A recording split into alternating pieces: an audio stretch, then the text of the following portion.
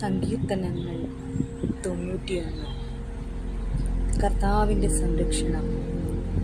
അത്യുന്നതൻ്റെ സംരക്ഷണത്തിൽ വസിക്കുന്നവനും സർവശക്തൻ്റെ തണലിൽ കഴിയുന്നവനും കർത്താവിനോട്, എൻ്റെ സങ്കേതവും എൻ്റെ കോട്ടയും ഞാൻ ആശ്രയിക്കുന്ന എൻ്റെ ദൈവവും എന്ന് പറയും. അവിടുന്ന് നിന്നെ വേടൻ്റെ കെണിയിൽ നിന്നും മാരകമായ മഹാമാരിയിൽ നിന്നും രക്ഷിക്കും. തൻ്റെ തൂവലുകൾ കൊണ്ട് അവിടുന്ന് നിന്നെ മറച്ചുകൊള്ളും. അവിടുത്തെ ചിറകുകളുടെ കീഴിൽ നിനക്ക് അഭയം ലഭിക്കും. അവിടുത്തെ വിശ്വസ്തത നിനക്ക് കവചവും പരിചയമായിരിക്കും. രാത്രിയിലെ ഭീകരതയെയും പകൽ പറക്കുന്ന അസ്ത്രത്തെയും നീ ഭയപ്പെടേണ്ട. ഇരുട്ടിൽ സഞ്ചരിക്കുന്ന മഹാമാരിയെയും നട്ടുച്ചയ്ക്ക് വരുന്ന വിനാശത്തെയും നീ പേടിക്കേണ്ട. നിന്റെ പാർശ്വങ്ങളിൽ 1000 മരിച്ചു വീണേക്കാം, നിന്റെ വലതുവശത്ത് 10,000. എങ്കിലും നിനക്ക് ഒരനർത്ഥവും സംഭവിക്കുകയില്ല. ദുഷ്ടരുടെ പ്രതിഫലം നിന്റെ കണ്ണുകൾ കൊണ്ട് തന്നെ നീ കാണും.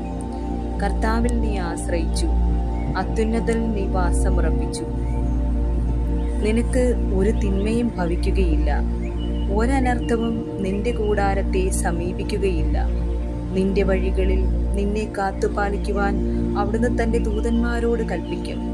നിന്റെ പാദം കല്ലിൽ തട്ടാതിരിക്കാൻ അവർ നിന്നെ കൈകളിൽ വഹിച്ചുകൊള്ളും. സിംഹത്തിൻ്റെയും അണലിയുടെയും മേൽ നീ ചവിട്ടി നടക്കും. യുവസിംഹത്തെയും സർപ്പത്തെയും നീ ചവിട്ടി മെതിക്കും. അവൻ സ്നേഹത്തിൽ എന്നോട് ഒട്ടി നിൽക്കുന്നതിനാൽ ഞാൻ അവനെ രക്ഷിക്കും. അവൻ എൻ്റെ നാമം അറിയുന്നത് കൊണ്ട് ഞാൻ അവനെ സംരക്ഷിക്കും. അവൻ എന്നെ വിളിച്ചപേക്ഷിക്കുമ്പോൾ ഞാൻ ഉത്തരമരുളും. അവൻ്റെ കഷ്ടതയിൽ ഞാൻ അവനോട് ചേർന്ന് നിൽക്കും.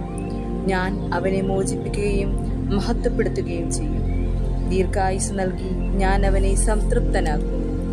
എൻ്റെ രക്ഷ ഞാൻ അവന് കാണിച്ചു കൊടുക്കും.